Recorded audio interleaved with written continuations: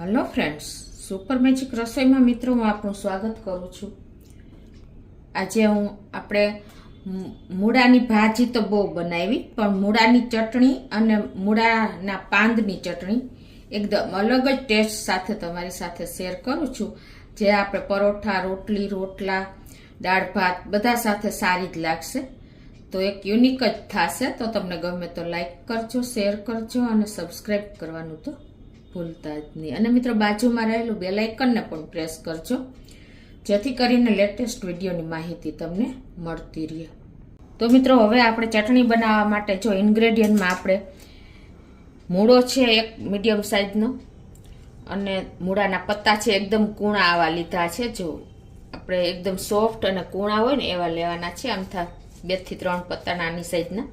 ધાણા ભાજી છે એક મુઠ્ઠી જેવી, એક મુઠ્ઠી જેવો ફુદીનો છે, આદુ છે 1 ઇંચનો ટુકડાનો, અને અડધું ટમેટું લેશું, લીંબુ લેશું, 1 લીંબુનો રસ, અને 2 થી 3 મરચી તીખી લીધી છે, આખું જીરું છે, શેકેલું જીરું છે, હિંગ છે, સંચર પાવડર છે, મીઠું છે।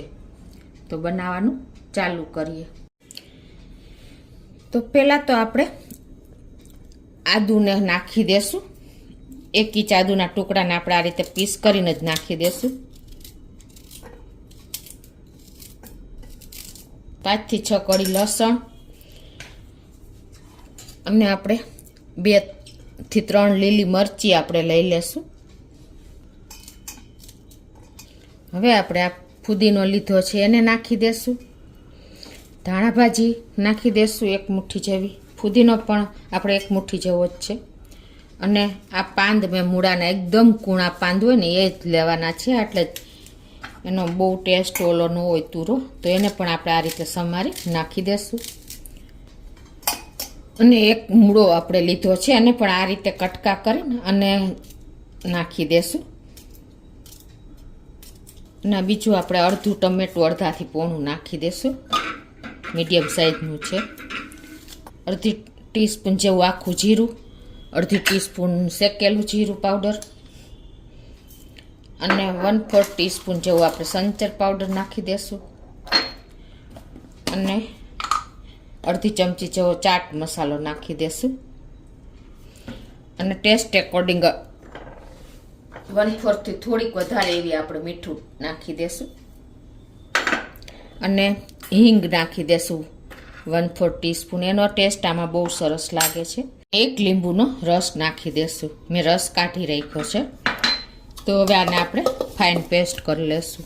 તો આ રીતે જો આપણે ચટણી બનાવી લીધી છે, એને આપણે હવે એક બોલમાં કાઢી લેશું। એકદમ ટેસ્ટી ચટાકેદાર આપણી મૂળાની અને મૂળાના પાંદની ચટણી રેડી છે મિત્રો। આ રીતે તમે બનાવશો ને તો તમે ઓરિજિનલ ચટણી ભૂલી જશો, એટલી ટેસ્ટી થાય છે। અને આ ચટણી આપણે દાળ ભાત સાથે તો એટલી ટેસ્ટી લાગે છે, પરોઠા, ભાખરી, કે તમે કોઈ પણ શાકની પણ જરૂર નહીં પડે, એટલી ટેસ્ટી બને છે। તો મિત્રો આ રીતે જો આપણે મૂળાની અને મૂળાના પાંદની ચટણી રેડી થઈ ગઈ છે, કોઈ ટાઈમ પણ નહીં લાગે। અત્યારે ફૂલ સિઝન ચાલે છે, તો આપણે જો મૂળાનો અત્યારે ઉપયોગ કરીને તો આખું વર્ષ આપણી હેલ્થ સારી રહે છે। અને આમે મૂળા આપણે કોલેસ્ટ્રોલને ઘટાડે છે, અને બધી રીતે આપણને સ્કિન માટે બધી રીતે ઉપયોગી છે, આપણા શરીરની ગરમીને પણ બહાર ફેંકી દે છે। તો આ રીતે તમે જો મૂળાના શાક, મૂળાની ભાજીનું શાક, કે એને બદલે તમે ઇન્સ્ટન્ટ હાઇજેનિક વસ્તુ બનાવવી હોય ને, તો તમે આ રીતે મૂળાના પાંદની ચટણી, ફુદીનો તો 12 માસ આપણને મળે જ છે, પણ તમે આ રીતે ટ્રાય કરશો ને તો એક વખત તમે આંગળા ચાટતા રહી જશો। એવી સરસ દાળ ભાત સાથે તો બહુ મસ્ત લાગે છે, એટલી ટેસ્ટી બને છે।